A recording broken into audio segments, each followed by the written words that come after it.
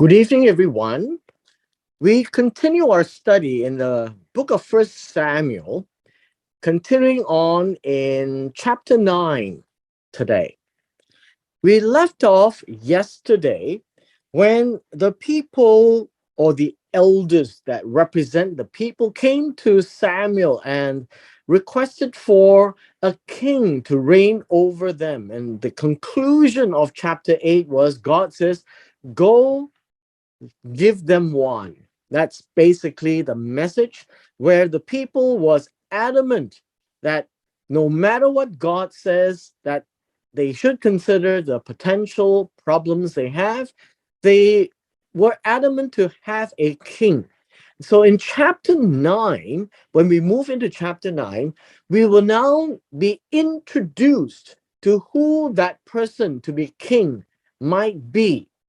And we will try to look a little bit under the English to look at the Hebrew so that it gives us a little bit more insight as to why this person was particularly chosen.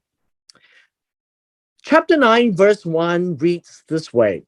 Now, there was a man of Benjamin. Now, you need to understand, at this point in time, the man of Benjamin is a very important tribe. Why? Because at the end of the book of Judges, there was a major violent incident that resulted in a civil war where all the tribes went against the tribe of Benjamin and they were almost wiped out.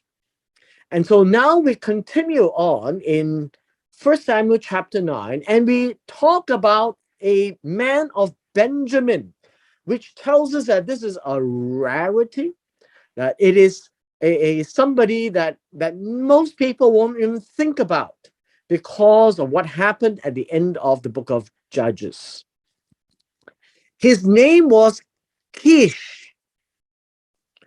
Kish, the son of Aviel, the son of Zro, the son of Bakorat, the son of Afiach, the son of a Benjamite. Actually, it would be the son of a Benjamite man, right? And so he was a Benjamin thoroughbred. Now, the description of this man, Kish, he is a mighty man of valor. Now, what does that mean? First, the word mighty man. This word is Gibor Chayil. And what that means is there are two words here. Mighty as in vigor, as in strength. So mighty as in strength. In this case, it would be a person who is strong, one who is brave, and valor. The English word for valor really means power. Now, what power are we talking about? This is a man who is great in strength or might. You could use the word. And this is about power, and it relates to strength as well. And so both words correlate with each other, means that he has considerable force. And this means that Kish is a very, very strong man. So a mighty man of valor really tells us that this is a picture of a person who is incredibly strong. Now, we recall Samson was one of those, and now we have another one called Kish. But the important narrative here is not pointing to Kish, but his son. Reading into verse 2, we have these words. This is Kish, he had a son, and it came to pass, his son's name was Shaul. Now, in Hebrew, this word is Shaul. Shaul. And Shaul means, how would you say? Shaul comes from the word to ask. So he is one with a character who is always asking, always requesting. And that's from the name itself, right? It's from the name itself. Perhaps those of you who have read the life of Saul, you would have a better picture eventually how this name materialized in his character. The next word is a choice and handsome man. What do you mean by a choice and handsome man? Now, this is a very important word. We've seen this word before, actually, in the book of Proverbs. It comes from the word Bachor, which means someone young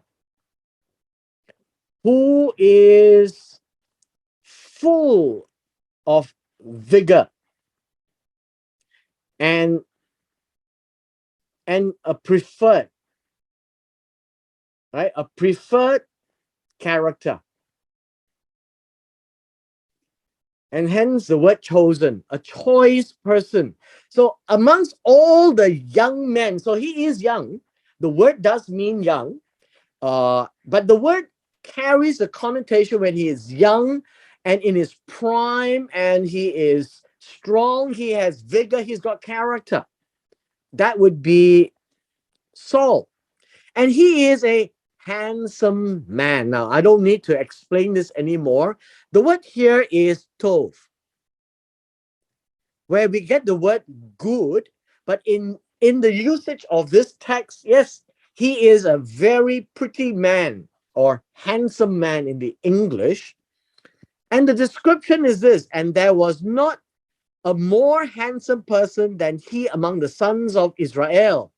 So he can be number one in the country, a top dog, Mr. Israel.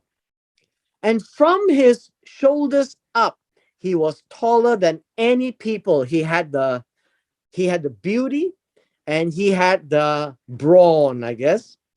The idea of taller, it's talking about the height, which tells us that his height was heads and the rest are all shorter than him by a head, which if you see him in the crowd, he would stand up like a sore thumb, but being very handsome, he would stand up like a handsome thumb, so to speak. And that would be the description of Saul. And being the most handsome man in the land, the narrative begins to open up as to how he came to meet Samuel. In verse 3 begins the plot, right? The plot has to be defined, and the plot is about donkeys of Kish. These are she female donkeys, just like the one that Bilam or Balaam was riding in the book of Numbers, right? And these are female donkeys of Kish, Saul's father, were lost. Now I need to explain to you this word lost. This word comes from the word avad. And you can see avad in Psalms chapter 1, verse 6. And it carries the word of destroyed or perished. Now, what does that mean? It means that he has a donkey, and the donkey went away and was lost, and that is correct. But lost to the point where it is not found, it dies. And so this is the description of this word avad. The donkeys or the female donkeys were avad. It, we don't know whether it has died, but the word avad means eventually it will die. Hence the word destroy or perish is used, especially in Psalm chapter 1, verse 6. The path of the those who stray away will be lost or perish or destroyed. And so this is the word lost. So Kish said to his son Shaul, take now with you one of the servants. So only one servant went. And you notice the Hebrew is very quaint in action words, right? It says, arise. Arise means stand up. Um, and then it says, this word, uh, this word is go. This word literally means walk. Stand up, walk, and then go and seek. So there are three actions, and that's how they would talk, right? Stand up, walk, seek, because you cannot search for anything if you're seated. You can't search for anything if you stand up and you don't move. And so if you can stand up and you move, as in walk, then you can go and search for the donkeys in the objective of the walking. That is how the Hebrews speak. And so they were looking for the donkeys by walking and searching for them. Now, we don't know how many donkeys were missing. However, we can be sure that since this is in the plural, there would be at least two or more, right? Two or more donkeys that has gone missing. And although it says lost, this is the word that they use that in the event they are not found, they will die. Verse 4. He, Shaul, passed through the hill country of Ephraim. Now, who lived in the hill countries of Ephraim? In 1 Samuel chapter 1, you find that the hills of Ephraim, you find a place called Ramah. And this is the place where Elkanah and Hannah lived.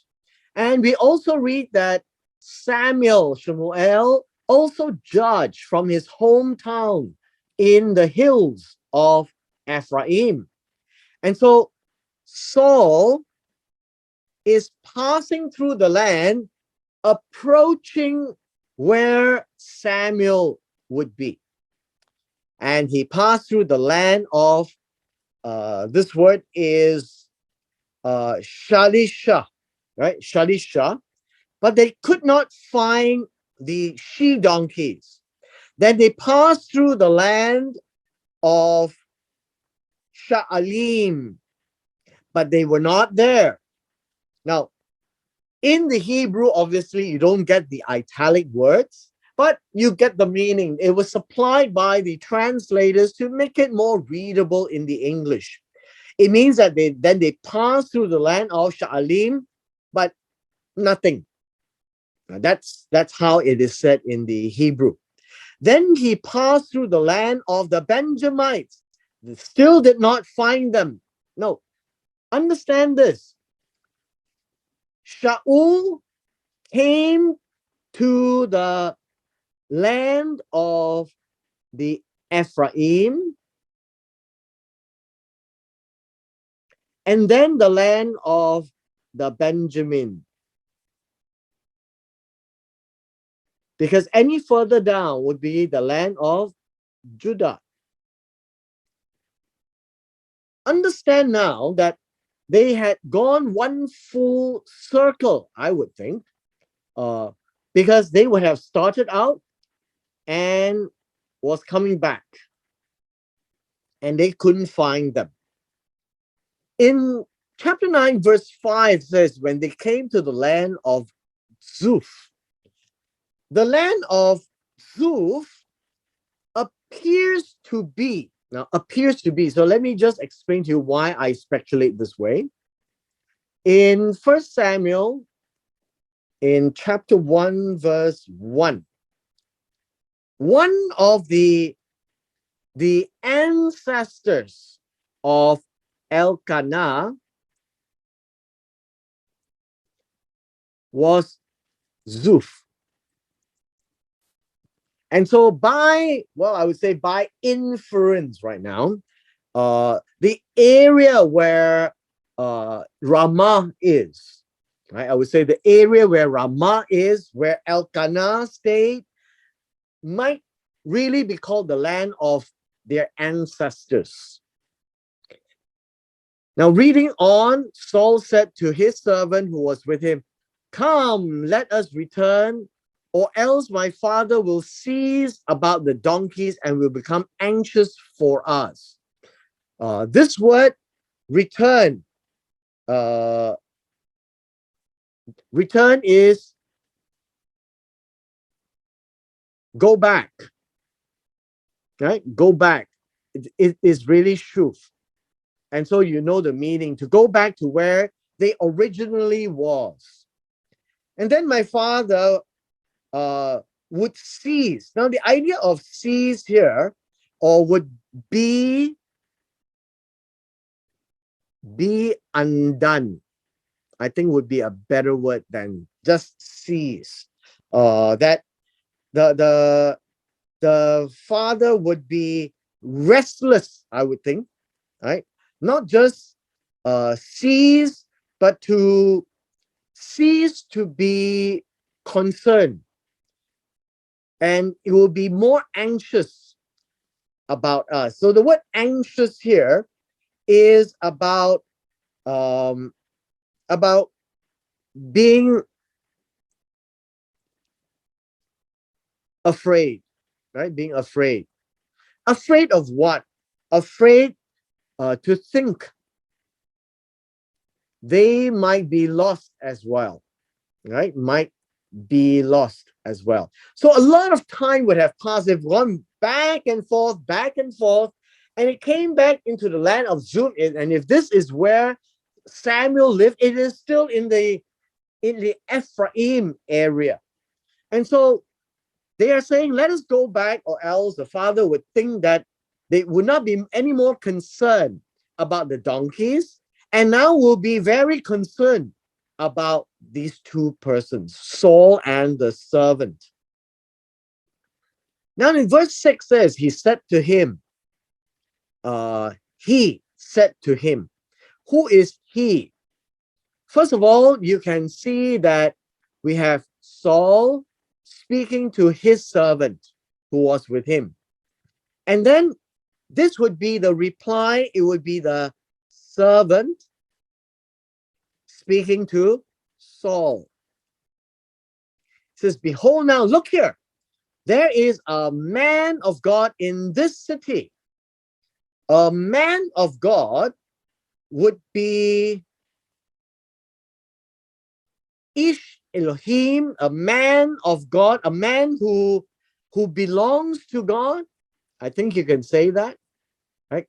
A man who belongs to God. A man who is identified with God. So when you look at this man, you can actually see God's working in him. That would be how this would be understood. And the man is held in honor, means kavod, heavy, important, right? Important. More interestingly, you find that all that he says surely comes true. So all that he says, the word surely comes true. This way is to say that everything he tells that is of God comes true, or certainly, surely, or definitely. Now you see this in 1 Samuel chapter 3, where it was a time when there was very little revelation from God. And then God appeared to Samuel and spoke through him, and everything he said was true, and everyone revered him, was afraid of him, knew that he was truly a prophet, so to speak, in that sense. So the things that he said comes to pass, and this is that phrase. Now let us go there. Perhaps he can tell us about our journey on which we have set out. Now, what do you think the servant was thinking? The servant was thinking that perhaps this man might tell us where to find the she-donkeys. Quite an interesting prospect, right? Quite an interesting prospect. Verse 7. Remember, we are now reading the plot development, how and why we pay attention to Saul. Then Saul said to his servant, but behold, all these things, behold, behold. Say, look, if we go and see this guy, what shall we bring the man? Now, this is important.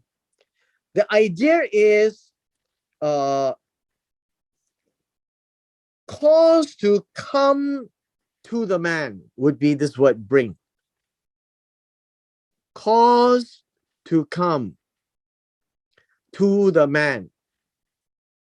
And the idea here is a custom that there would be, whenever you meet someone important, right? Someone important, it is a custom to bring a gift. And that is basically what this conversation is all about. So if we go and meet this one who is very important, called the man of God, that everybody respects because of what he says of God is always comes true, then what are we going to bring to see him? Now, the Chinese have this custom, I suppose, when you go and meet somebody important, you bring gifts, you come bearing gifts. And that's why we have this phrase, if you come without gifts, then you are bringing bananas, right? The idea here is, it is an Oriental culture that when you respect someone more important than you, and it is the first time you meet that person, it is customary to bring something. And so it says, for the bread is gone from our sack. There's nothing, even bread, which is considered good and it's food, there's nothing. And so there is no present. The word present here is a gift. There's no gift to bring to the man of God. What do we have? We can't go and be an embarrassment. That would be, I think, how they would be talking to each other.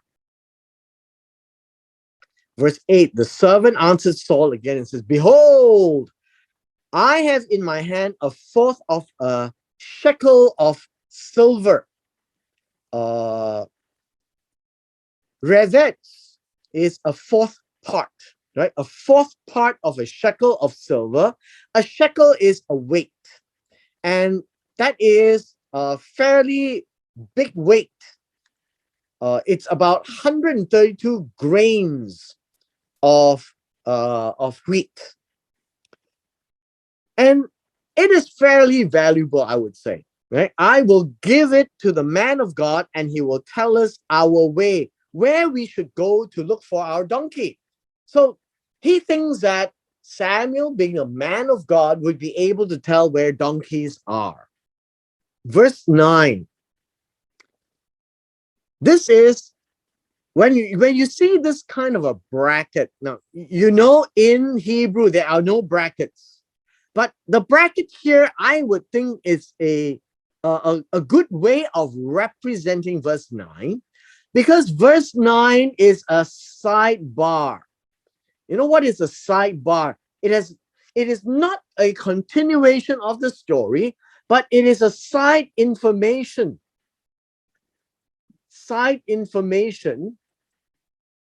so that you get a bit more clearer as to what is transpiring and some of the background knowledge that we can glean.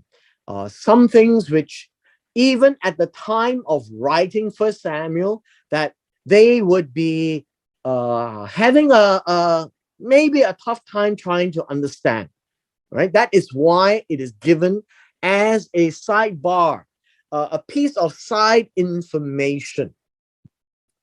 Verse 9, it says, formerly. Now, formerly means to the face of. To the face of, right?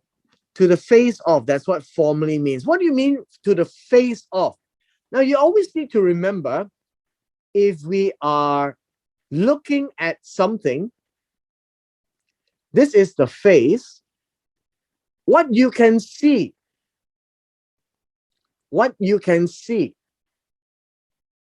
is the past. And what you cannot see, which is the back, that is called the future.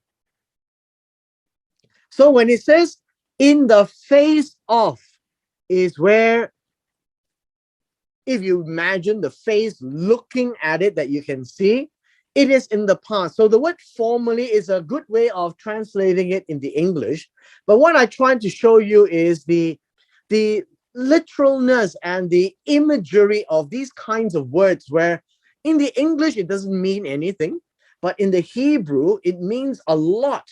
When you hear these words, you literally would be looking at it, that in the past, when the Israelites talk of a man going to walk in to the man of God and seek. Now, this word is inquire, this word is seek. And seek of God. Ask of God would be a way to talk about it, to consult God, right? To consult God. He would then say, come, let us go to the seer. Now, the word seer is ro'eh. This is why I want to show you, is this is important, because this word seer is ro'eh, right? Ro'eh, it comes from the word of being able to gaze. And so you can actually see a vision of God. So that would be a person who can actually engage with God. And then it says, and today he is called a Navi, right? A Navi. Now, the word Navi is actually spelled as Nabi, which is very similar to the Arabic word Nabi, right? So it's a Navi now, but formerly called a Ro'eh, right? Formerly called a Ro'eh. And so what I wanted to show you is that the word Ro'eh and the word Navi are interchangeable now, meaning after this period when they call this person who actually can see a vision of God, like Samuel, not everyone, like Samuel, a man of God, then he is now called a Navi. And so this is the first time we're introduced to the word Navi. Navi means this. A Navi, a prophet. A prophet means he is an inspired man. Inspired means he can see more than you can. He is a one who can speak on behalf of God. And so he is a speaker. And hence we call him a prophet in that sense. So a prophet is somebody who knows what is, well, inside the house. Let's say you're outside a tent.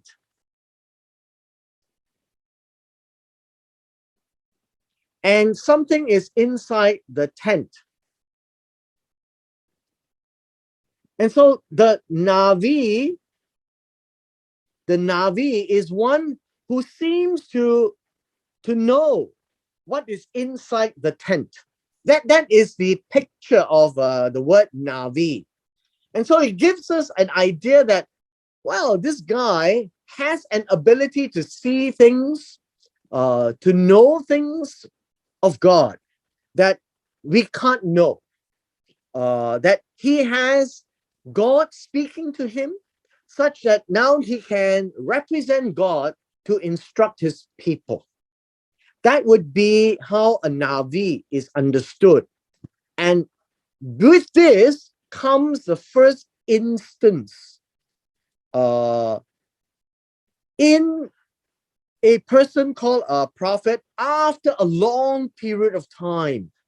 For example, we call Moses a prophet. We call Joshua a prophet, the prophet who would come after Moses, whom the people will listen to exactly as if he was Moses. And that was predicted in the later part of the book of Deuteronomy. But after that, after Joshua, in the book of Judges, we don't see the prophet person coming about. And now it appears again. And they used to call him seer, ro'eh. Now they call him a Navi. So let's continue. Verse 10. Then Saul said to his servant, well said, very good. With the 1/4 of a shekel of silver, that's enough money and it's adequate to show that there is sincerity. So come, let us go. And so they went to the city where the man of God was. Verse 11.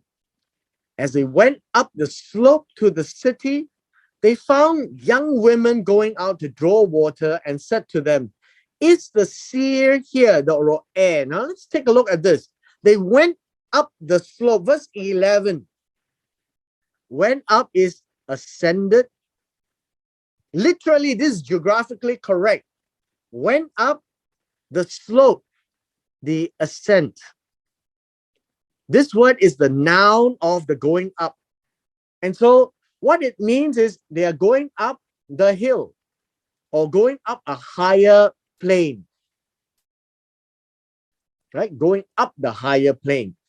And they found women going out to draw water. Now, this is a very peculiar understanding. First of all, yes, there were women. And the word here is not just women, it is na'ara. So young women is not really what it means. Let me just give you the meaning here. The meaning here really is youth or juvenile girls. This would be young women here. No, young girls, I think would be a better word to use. And they were going out to draw water. To draw water literally means to pull out water from a well.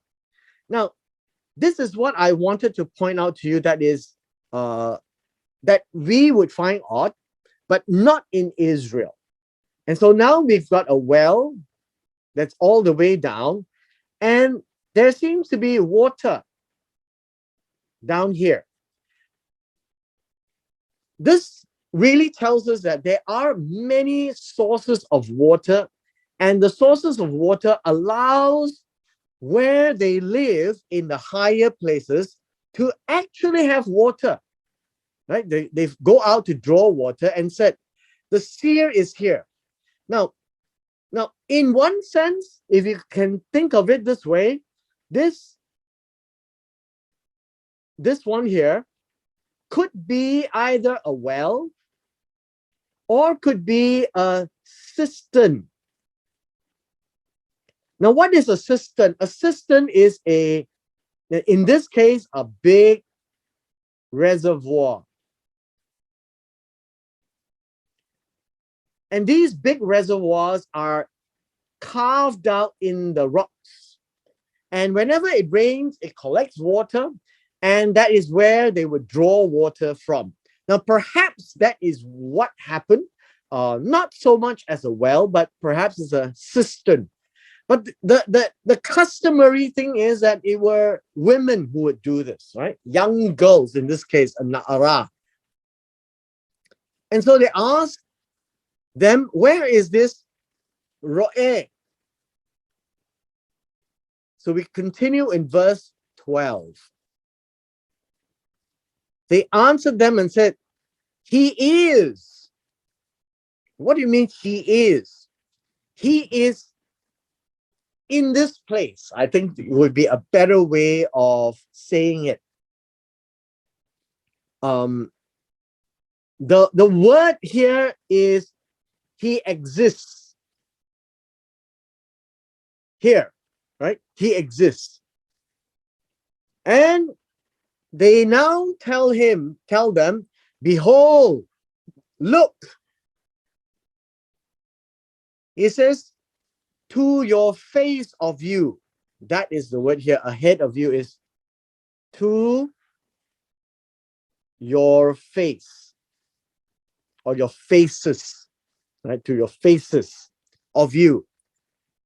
Hurry now, for he has come into the city today, for the people have a sacrifice on the high place today. And so the man of God,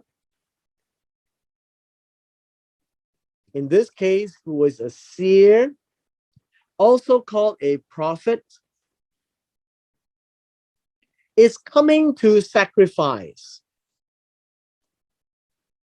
And understand, a high place is also an altar in a high location. In ancient times, all altars and the worship of God is actually placed on the high places. Verse 13 says, as soon as you enter the city, you will find him before. What it means is, at the beginning of the ascent of the high places. Now, how do you read this? The verse 13 actually expresses it somewhat differently. When you enter the city, you will find him instantly, right? You will find him. The word before here is you find him there immediately. I think we have this word understanding there. You find him when you enter the city, he would be there. And catch him before he goes up to the high place to eat. Because after the sacrifice, they would eat, right? They would eat. And so that would be the case. So go in quickly, for the people will not eat until he comes, because he must bless the sacrifice. And afterward, those who are invited will eat. Now, therefore, go up, for you will find him at once. And that is the intent, right? You'll find him there this day, today. This is the urgency the girls are telling him. We will end in verse 14 today, and this is the last verse we cover today. So they went up to the city, and it's going up, climbing up. As they came into the city, behold, Samuel was coming toward them to go up to the high place. And hence, this is a meeting between Saul and Samuel. Now, we had 14 verses of an introduction to how Saul comes into the picture. Now, why so detailed? Because this is the unfolding of the first king. That is why we have such a long narrative, because of who Saul is. Where did we find Saul? Why was he important? What was his heritage, his lineage, and so on and so forth. And thereby we get a glimpse of who Saul is. And this is a chance meeting with Samuel in the place where Samuel would be in the highlands of Ephraim. And with this, we come to the end of our session today in verse 14.